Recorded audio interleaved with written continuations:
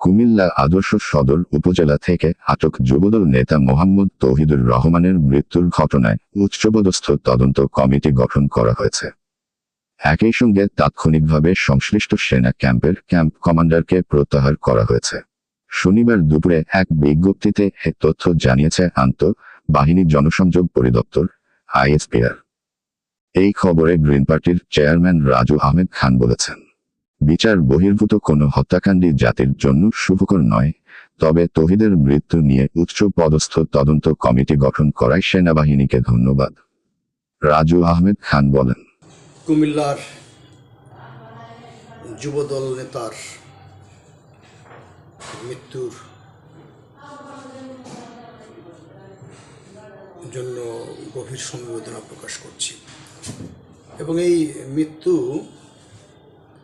এর তদন্ত করার জন্য সেনাবাহিনী উচ্চ ক্ষমতা সম্পন্ন উচ্চ পদস্থ তদন্ত কমিটি গঠন করেছে।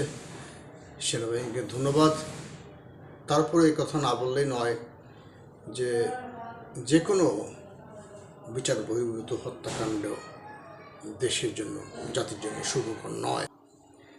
এটার মৃত্যু রহস্য যুবদল নেতা তৌহিদের আটক হওয়ার পর ওই দিনই দুপুরে হাসপাতালে তার মৃত্যুর রহস্য উদ্ঘাটনের জন্য সেনাবাহিনী তদন্ত কমিটি গঠন করেছে এবং এটা একটি উচ্চ পদস্থ সেনা সদস্যের তদন্ত কমিটি। আশা করি তদন্তে সব বের হয়ে আসবে, যদিও সেই সেনা চৌকি প্রত্যাহার করা হয়েছে এবং অভিযুক্ত কে এবং তার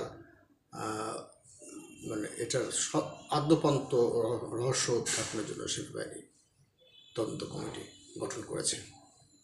গ্রিন পার্টির পক্ষ থেকে সেনাবাহিনীকে ধন্যবাদ।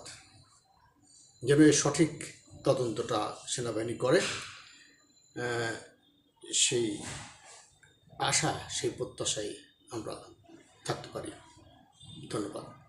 আইএসপিআর বিজ্ঞপ্তিতে বলা হয়েছে, সুনির্দিষ্ট অভিযোগের ভিত্তিতে যৌথ বাহিনীর অভিযানে গত 31 জানুয়ারি রাত 3টার দিকে কুমিল্লার আদর্শ সদর উপজেলা হতে আটক মোহাম্মদ তৌহিদুর রহমান একই দিন বেলা 12:30টায় কুমিল্লা মেডিকেল কলেজ হাসপাতালের মৃত্যুবরণ করেন। এই অনাকাঙ্ক্ষিত ও দুঃখজনক ঘটনাটি তদন্তে যথাযথ পদক্ষেপ গ্রহণ করা হয়েছে। বিজ্ঞপ্তিতে আরও বলা হয়, ওই সেনা ক্যাম্প কমান্ডারকে তাৎক্ষণিকভাবে প্রত্যাহার করা হয়েছে। এছাড়াও মৃত্যুর সঠিক কারণ উদ্ঘাটনের জন্য একটি উচ্চপদস্থ তদন্ত কমিটি গঠন করা হয়েছে।